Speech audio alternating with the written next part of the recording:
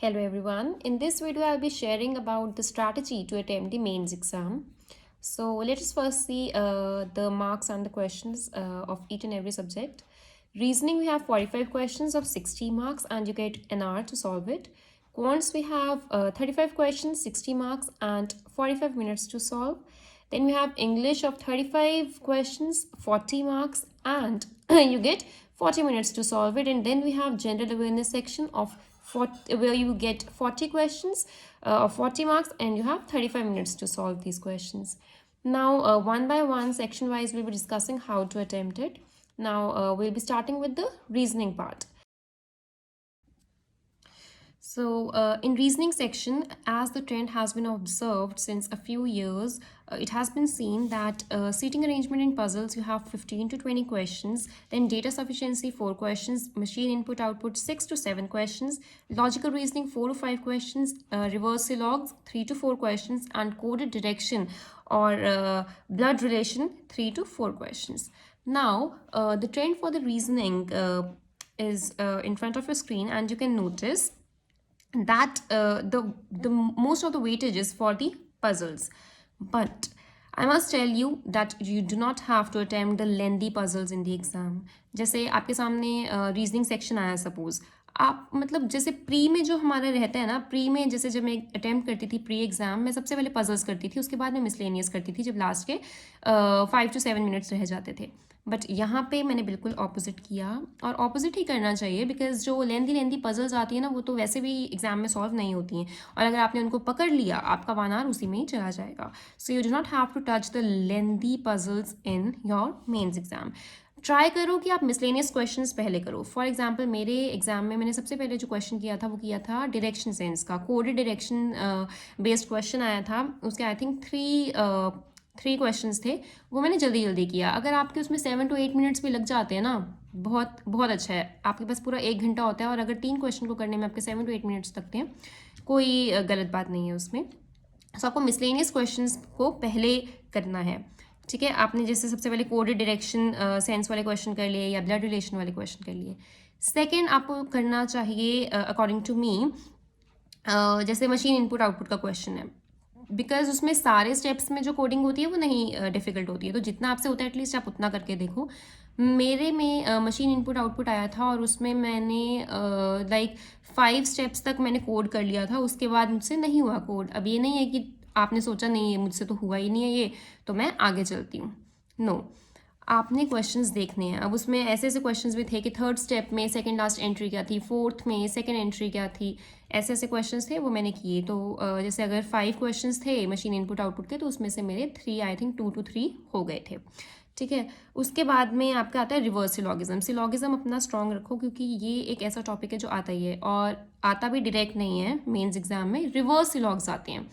अब रिवर्स सिलॉग्स को अच्छे से प्रिपेयर करना चाहिए, बिकॉज पजल्स नहीं करोगे तो ये सारी चीज़ें आपको करनी ही पड़ेंगी. और रिवर्स सिलॉग मैंने किया था, वो भी आपको ज़रूर ट्राई करना चाहिए. मतलब पजल से पहले जो चीज़ें आपको ट्राई करनी चाहिए मैं आपको वो बता रही हूँ. पजल्स पे बिल्कुल एंड पे आपको जाना चाहिए, और पजल्स कैसी पजल्स करनी चाहिए वो भी मैं आपको बताऊँगी. उसके बाद data sufficiency you must try. Data sufficiency में कुछ ज़्यादा नहीं होता है, अगर आपने बहुत प्रैक्टिस कर रखी है पहले से तो you will be able to do it. उसमें कोई बहुत ज़्यादा भी डिफिकल्ट नहीं आ जाता कि आपसे हो ही ना. अब उसके बाद logical reasoning basically everyone suggest कि नहीं करनी चाहिए, और मैं भी यही बोलूँगी कि अगर if you are not good at it नहीं करनी चाहिए, बिकॉज उसमें काफ़ी ज़्यादा नेगेटिव जाने के बहुत चांसेस होते हैं स्कोर, क्योंकि उसमें ऐसे मतलब नहीं लगता एग्जैक्ट पता कि कौन सा आंसर होगा. मैंने अपने क्वेश्चन में मैं सोच के गई थी मैं लॉजिकल रीजनिंग नहीं करूँगी, बिकॉज उस टाइम पे टाइम भी बचा हुआ था और मैं कोई पजल नहीं स्टार्ट कर सकती थी, बिकॉज उतना भी टाइम नहीं था. तो मैंने लॉजिकल रीजनिंग के क्वेश्चन अटैम्प्ट किए थे. 2 to 3 क्वेश्चन ही अटैम्प्ट किए थे मैंने लॉजिकल रीजनिंग के. तो एक बार आप पढ़ के देख लो, उसमें कोई ज़्यादा टाइम नहीं लगता है लॉजिकल रीजनिंग के क्वेश्चन पढ़ने में. अगर आपको लगता है, अगर आप किसी ऑप्शन को लेकर 100% श्योर है, then you should always go for it, otherwise वो अटैम्प्ट नहीं करना चाहिए. अब जो आता है वो आता है seating arrangements and puzzles. Seating arrangement and puzzles में आपको, अगर आपके पास टाइम है तो आपको ऐसी पजल्स उठानी चाहिए. एक तो आती हैं बहुत लेंदी पजल्स, एंड कुछ पजल्स होती हैं जो आपकी 3 मार्क्स की होती हैं या 3 क्वेश्चंस होते हैं उसके. सबसे पहले आपको ये वाली पजल्स उठानी है, जिसके 3, जो बहुत शॉर्ट पजल्स होती हैं, 3 क्वेश्चंस होते हैं जिसके, या 3 मार्क्स की होती है, ये वाली पजल्स उठाओ. होती है 5 मिनट्स में, 5 to 6 मिनट्स में सॉल्व, तो ठीक है, अदरवाइज आगे बढ़ो। ज़्यादा टाइम देने की ज़रूरत नहीं है। किसी क्वेश्चन को आपको 4 to 5 मिनट्स हो गए हैं देखते देखते, बिल्कुल छोड़ दो उसे, उसे टच भी करने की ज़रूरत नहीं है, यू जस्ट मूव ऑन। उसके बाद में कुछ ऐसी न्यू पैटर्न बेस्ड पजल्स आती हैं। फॉर एग्जांपल मेरे एग्जाम में भी आई थी, उसमें मैट्रिक्स होता है, जैसे आपको जैसे रोज़ होते हैं, कॉलम्स होती हैं, आपको दे रखा होता है कि रोज़ में 7 के मल्टीपल आएंगे फर्स्ट रो में, सेकंड में 11 के मल्टीपल्स, थर्ड में सपोज 13 के मल्टीपल्स। उसके बाद में आपको कुछ ऑपरेशंस दिए होते हैं, आपको ऑपरेशंस अप्लाई करने होते हैं, and finally you arrive at a number. तो उस नंबर से आप देखते हो कि ये किस रेंज में फॉल कर रहा है। तो अगर ये उस रेंज में फॉल कर रहा है तो ब्लू लाइट ग्लो करेगी, ग्रीन लाइट करेगी, रेड लाइट करेगी। ये थोड़े न्यू पैटर्न बेस्ड होते हैं, ज़रूर करने चाहिए, बिकॉज ये ईजी होते हैं, लेंदी होते हैं बट ईजी होते हैं, तो ये पजल ज़रूर करनी है। उसके बाद में ये न्यू पैटर्न क्वेश्चंस होते हैं, ठीक है, ये ज़रूर करनी है। उसके बाद में कई पजल्स होती हैं जो 2 to 3 प्री लेवल क्वेश्चंस को मर्ज करके बनाई जाती है। जैसे एक हो गया बीच में आपका हो गया सर्कल की अरेंजमेंट होगी, सर्कल के बाहर एक हेक्सागन है, उसमें लोग बैठे हुए हैं, उसकी अरेंजमेंट दे रखी है, सीटिंग अरेंजमेंट, उसके बाद उस पे बेस्ड क्वेश्चंस हैं। तो ऐसी पजल्स को ज़्यादा करना चाहिए जिसमें आपके पार्ट्स हैं डिफरेंट डिफरेंट, की सर्कल की अलग अरेंजमेंट है, हेक्सागन की अलग अरेंजमेंट है, एक सिंगल पजल नहीं है। तो ये 2 to 3 प्री लेवल जो पजल्स होते हैं उनका बस थोड़ा सा हाई लेवल करके उनको मर्ज किया होता है, तो ये वाली ट्राई करनी चाहिए करने की, अगर आपके पास टाइम है। अदरवाइज जो एक सिंगल बहुत लेंदी पजल्स होंगी उनको करने की बिल्कुल ज़रूरत नहीं है।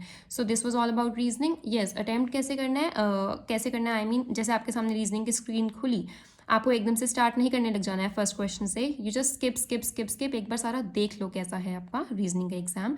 और जहाँ पे आपको ऐसे क्वेश्चंस दिखते हैं जो आपको करने ही करने हैं, जो आपका टॉपिक स्ट्रॉन्ग है, जो मैंने आपको बताया, जो मिसलेनियस क्वेश्चंस हैं जैसे डायरेक्शन सेंस, ब्लड रिलेशन वाले, उनको आपको मार्क फॉर रिव्यू करके जाना है, ठीक है। जैसे ही आपने एक बार सारा एग्जाम पढ़ लिया, अब आपको पता है आपने जो मार्क फॉर रिव्यू करें, आप जल्दी जल्दी उन पे जाओ, पहले उन क्वेश्चंस को करो, जब वो क्वेश्चंस हो जाएं तब बाकी का पार्ट देखो या पढ़ो। Okay, so this was all about reasoning.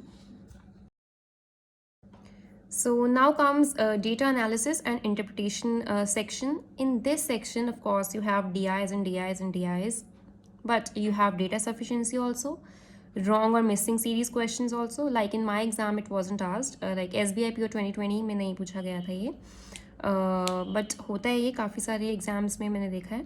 उसके बाद मिसलेनियस क्वेश्चंस हो गए, जो अरिथमेटिक के आपके क्वेश्चंस हो गए। अब इसमें क्या करना है आपको, सबसे पहले तो मैं अपना बताती हूँ आपको। SBI PO 2020 में मैंने अटैम्प्ट किए थे 17 questions in DI section, this data analysis and interpretation, और इसमें से मेरे ज़्यादा जो मैंने किया था वो DI किए थे। और जो अरिथमेटिक था I wanted to attempt, but उसके बाद टाइम नहीं बचा था। अब मैं आपको बताती हूँ इसको कैसे करना है। आपने जैसे आपके सामने स्क्रीन खुली, आपके सामने क्वांट सेक्शन खुला, इसमें भी रीजनिंग की तरह ही जैसे मैंने आपको बताया, you have to skip skip skip, जल्दी जल्दी से क्वेश्चन पढ़ के आपको स्किप करना है। जैसे आपने एक DI पढ़ी, ठीक है, आपको लगा कि जो वो DI है, मतलब एक बार थोड़ा समझ लो उस DI को, जैसे आपने पढ़ा, ये नहीं आप स्किप स्किप स्किप करते गए, आपने देखा कि अच्छा ये तो बस मिक्सचर एंड एलिगेशन पे DI है, मैं आगे चलती हूँ देख के, ये नहीं देखना कि किस टॉपिक पे DI है। बेसिकली आपको DI को थोड़ा रीड करना है उस टाइम पे, जब मैं आपको स्किप करने को बोल रही हूँ, स्किप ऐसे ही नहीं करना है बिना देखे, यू हैव टू जज the question and then skip. तो आपने जैसे DI पढ़ी, आपको लगा कि yes it can be solved, उसको मार्क फॉर रिव्यू करो। उसके बाद अपने आप ही वहाँ पे अब स्किप स्किप स्किप नहीं करते रहना, जो साइड पे बने होते हैं 1 2 3 4 सारे क्वेश्चंस लिखे होते हैं, सीधा आपने 5th या 6th क्वेश्चन पे जंप कर जाना है, बिकॉज DI में ये ऑब्वियस है कि जो 5 क्वेश्चंस होंगे वो सारी उसी DI पे बेस्ड होंगे। आपने बस फर्स्ट स्क्रीन पे क्वेश्चन पढ़ लिया, सीधा 5th 6th पे जंप करो। उसके बाद में नेक्स्ट जो भी क्वेश्चन होता है वो पढ़ो। जो क्वेश्चन आपका स्ट्रॉन्ग पॉइंट है, मतलब जो आपका टॉपिक है बहुत स्ट्रॉन्ग, उसको तो मार्क फॉर रिव्यू करो ही करो। उसके बाद आपको जो लग रहा है कि थोड़ा ठीक आया है, थोड़ा इजी है, मैनेज मतलब कर लोगे आप उसे, मैनेज उस क्वेश्चन को और अटैम्प्ट कर लोगे, उसको आपको मार्क फॉर रिव्यू करना है। और फिर जब ये एंड तक आपने सारा देख लिया, आपने जहाँ जहाँ मार्क फॉर रिव्यू किया था पहले वो क्वेश्चन अटैम्प्ट करते जाने हैं। अब यहाँ पे क्या ट्रेंड रहना चाहिए, यहाँ पे डेटा सफिशिएंसी के जो क्वेश्चन आते हैं ना, वो ऐसे भी आते हैं 2 मार्क्स के होते हैं, ठीक है। तो वो क्वेश्चन ज़रूर करो अगर आपका वो टॉपिक अच्छा और आपने काफ़ी सारी प्रैक्टिस कर रखी है ना डेटा सफिशिएंसी के क्वेश्चंस की, then it is very good कि आप सबसे पहले डेटा सफिशिएंसी का ही क्वेश्चन करो। और डेटा सफिशिएंसी नहीं, वो क्वांटिटी बेस्ड क्वेश्चन भी होता है कि क्वांटिटी 1, क्वांटिटी 2, क्वांटिटी 3 दे रखी होती है और उनमें रिलेशन बताना होता है। वो भी अगर आपका अरिथमेटिक में से ऐसा टॉपिक है जो स्ट्रॉन्ग है वो भी ज़रूर करो, क्योंकि वो भी 2 मार्क्स के ही होते हैं। और जनरली ऐसा होता है वो 2-3 प्री के क्वेश्चंस को कर रखा होता है, मतलब एक ही क्वेश्चन में डाल रखा होता है। जैसे क्वांटिटी 1 में भी कोई प्री का क्वेश्चन हो गया, क्वांटिटी 2 में भी कोई प्री का क्वेश्चन हो गया, और फिर उनमें रिलेशन पूछा हुआ है 1 और 2 के बीच में, तो एक मेंस का क्वेश्चन बन जाता है। तो ऐसे क्वेश्चन को ज़रूर करो। उसके बाद में अरिथमेटिक मिसलेनियस, जो आपके, वही मैं फिर से बोलूँगी, जो आपके स्ट्रॉन्ग टॉपिक्स हैं वो तो करो ही, और जो आपको लग रहा है कि आपसे हो जाएगा वो करो। उसके बाद आती है DIs। अब कुछ ऐसी DIs भी होती हैं जो 3 मार्क्स की होती हैं, उसमें 3 क्वेश्चंस होते हैं। जैसे SBI PO 2020 में एक मिक्सचर एंड एलिगेशन की DI आई थी, उसमें 3 क्वेश्चंस थे और वो ईजी थे, मतलब वो मिसिंग DI थी बेसिकली, उसमें मिसिंग वैल्यूज़ थी, आपको वो बतानी थी। तो वो काफ़ी ईजी थी, वो सबको करनी चाहिए थी उस एग्ज़ाम में भी, मैं बोलूँगी। उसके बाद में DIs की तो प्रैक्टिस कर रखी है, इट्स ऑल अबाउट प्रैक्टिस। मैं DI और एनालिसिस, जो ये आपका सेक्शन है, इसमें स्ट्रैटेजी तो क्या ही बताऊं, बिकॉज इट्स ऑल अबाउट कितनी आपने प्रैक्टिस कर रखी है। जितनी प्रैक्टिस कर रखी होगी उस स्पीड से करना।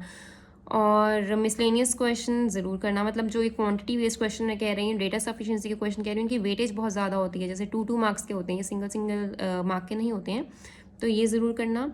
और रॉन्ग मिसिंग सीरीज़ अगर आई है वो भी ज़रूर करना, क्योंकि आपने प्री में काफ़ी प्रैक्टिस कर रखी होती है। यहाँ पे कुछ नहीं होता, 2-3 सीरीज़ दे रखी होती हैं, और बस थोड़ा सा रिलेशन बताना होता है आपको उसमें से। दैट इज़ मतलब ईजी होता है, कर सकते हो आप लोग। उसके बाद अरिथमेटिक के क्वेश्चंस भी करने हैं, और DIs ज़रूर मतलब करनी ही करनी है वो तो, ऑफ कोर्स उसकी तो प्रैक्टिस आपने बहुत इंटेंस करी होगी, मैं ऐसा बिलीव करती हूँ कि हाँ करा होगा आपने।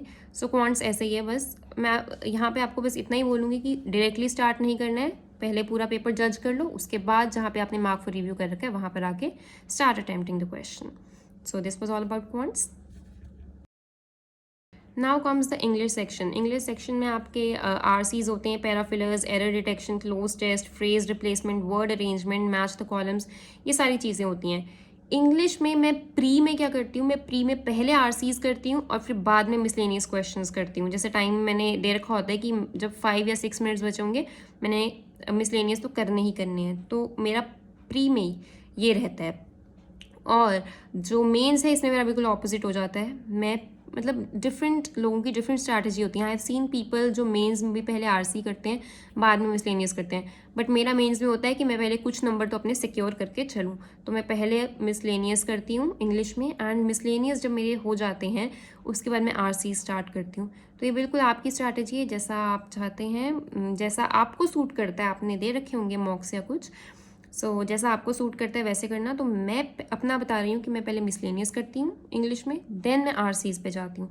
और जब मैं सारे एग्जाम देखती हूँ इंग्लिश का, तो मैं RCs जो है उनको मार्क फॉर रिव्यू कर लेती हूँ, कि मुझे पता लग जाता है कि यहाँ पे RC हैं, इन पे अभी नहीं जाना है। उसके अलावा जितने क्वेश्चंस होते हैं वो मैं करती जाती हूँ। इनफैक्ट जो इंग्लिश है वो मैं ऐसा नहीं करती हूँ कि पहले मैं पूरा एग्ज़ाम पढ़ूँ और पूरा पेपर पढ़ूँ और उसके बाद में मैं मार्क फॉर रिव्यू पे जाऊँ, नहीं। मैं डायरेक्टली करती जाती हूँ क्वेश्चंस जो मिसलेनियस होते हैं, एटलीस्ट वो तो। और जहाँ पे RC आ गया उसको मैं मार्क फॉर रिव्यू करती हूँ, कि वो एंड पे मैं RCs पे जाना ही है मुझे, ठीक है। सो this was all about English. उसके बाद आता है GA में तो जो आपने करा है 6 मंथ से, उसी पे ही सब कुछ है। GA में बहुत ज़्यादा आपके पास टाइम एक्स्ट्रा बच जाता है, उस टाइम को यूटिलाइज करो टू रिलैक्स योर माइंड। आपने जितनी GA कर ली बस। उसके बाद में थोड़ी अपनी आइज़ क्लोज करके रिलैक्स करो। आइज़ क्लोज करने का मतलब ये नहीं कि सो ही जाओ, रिलैक्स, क्योंकि उसके बाद में आपको डिस्क्रिप्टिव भी करना होता है। सो 3.5 आवर्स का टोटल आपका एग्ज़ाम होता है। सो इट्स रियली रिक्वायर्ड कि आपको बीच में थोड़ा सा रिलैक्स करने को मिले। So utilise the time that is left in your GA section. उसके बाद तो आपका डिस्क्रिप्टिव होता है। डिस्क्रिप्टिव के लिए I make the other video, उसमें मैं आपको बताऊंगी एक ऐसे होता है, एक लेटर होता है। SBI PO में it is of 50 marks, and in IBPS PO mains it is of 25 marks. Options होते हैं, एक लेटर अटैम्प्ट करनी होती है, कैसे अटैम्प्ट करनी होती है, कैसे अटैम्प्ट करनी है और आपको कैसे प्रिपेयर करना है, वो मैं एक सेपरेट वीडियो में आपको बताऊंगी। So all the very best for exam. Thank you.